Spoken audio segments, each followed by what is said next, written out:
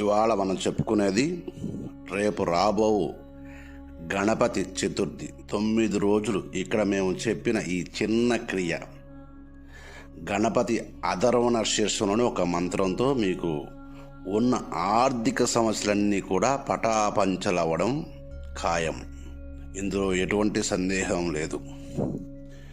ముందుగా ఈ క్రియని మొదలు పెట్టాలనుకున్న వాళ్ళు గణపతి చతుర్థి నాడు ప్రతి సంవత్సరం మీరు చేసుకున్నట్లే అన్ని పూజలు చేసుకుని గణపతికి, కానీ ఈ పూజలో మీరు అనేక పువ్వులు ప్రతిసారి వాడుతుంటారు, కానీ ఈసారి మాత్రం ఈ క్రియ చేసేటప్పుడు మాత్రం జిల్లేడు పువ్వులు మాత్రమే వాడండి. ఈ క్రియకి కావాల్సిన వస్తువులు: ఒక కొబ్బరికాయ, తోలు తీసినటువంటి కొబ్బరికాయ, ఒక పసుపు పచ్చని వస్త్రం, 3 గుండ్రని ఒక్కలు.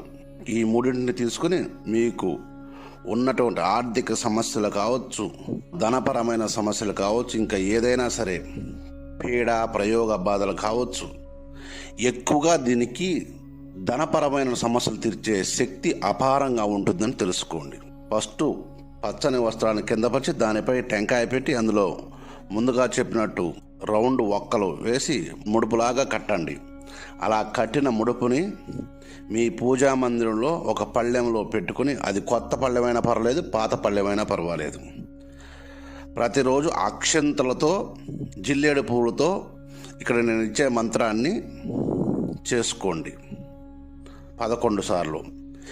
ఈ పూజ చేసే సమయంలో ఇక్కడ మేము చెప్పినటువంటి గణపతి అధర్వణ శీర్షంలోని ఒక మంత్రం మీకు ఇస్తున్నాము, అది చేసుకోండి. అది మీరు ప్రతిరోజు 11 సార్లు చూసి చదువుకోండి.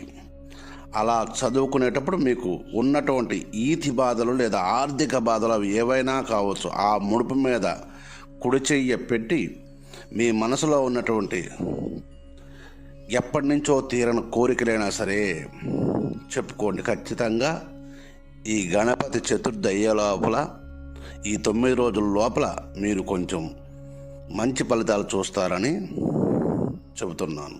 లేదు, మీకు ఏదైతే సమస్య ఉందో ఆ సమస్యను చెప్పుకోండి. ఖచ్చితంగా 9 రోజుల్లో నీకు మంచి ఫలితాలు కనిపిస్తాయి. గుర్తుపెట్టుకోండి సాధకులరా, ఈ 9 రోజులు అబద్ధం మాత్రం ఆడకూడదు. నియమాలు గుర్తుపెట్టుకోండి. ఇంకా వేరే నియమాలు ఏమి లేవు. ఈ పూజ చేసే సమయంలో ఉదయం పూట మాత్రమే పూజ చేయాలి. ఆసనంగా మీరు దేన్నైనా వేసుకోండి, జపమాల అవసరమే లేదు. ఎందుకంటే ఈ మంత్రాన్ని జిరాక్స్ తీసుకోండి, లేదా గుర్తుపెట్టుకోండి, లేదా చూసి చదవండి. మీకు ఉన్న ఆర్థిక సమస్యలన్నీ తీర్చడంలో సంజీవునిలా పనిచేస్తుందని గుర్తుపెట్టుకోండి. మంత్రం చెబుతున్నాను, వినండి. నమస్తే గణపతయే త్వమేవ ప్రత్యక్షం తత్వమసి, త్వమేవ కేవలం కర్తాసి, త్వమేవ కేవలం ధర్తాసి, త్వమేవ కేవలం హర్తాసి, త్వమేవ సర్వం కలిద్వం బ్రహ్మాసి, త్వం సాక్షాదాత్మాసి నిత్యం. ఈ శ్లోకాన్ని ఈ క్రియ చేసేటప్పుడు మాత్రం 11 సార్లు చూసి చదువుకోండి. ఖచ్చితంగా మీకు ఉండే ఈ ఆర్థిక సమస్యలు కావచ్చు, ఇంకా ఏదైనా భూత ప్రేత పిశాచ సమస్యలు కావచ్చు, ఏదైనా చిటికలో తీయబడుతుంది. ఇది గణపతి అధర్వణ శీర్షంలోని ఒక పంక్తి మాత్రమే ఇస్తున్నాను ఇక్కడ. ఇది చేసుకోండి, చేసుకొని సుఖపడండి. సర్వే జనా సుఖినో భవంతు.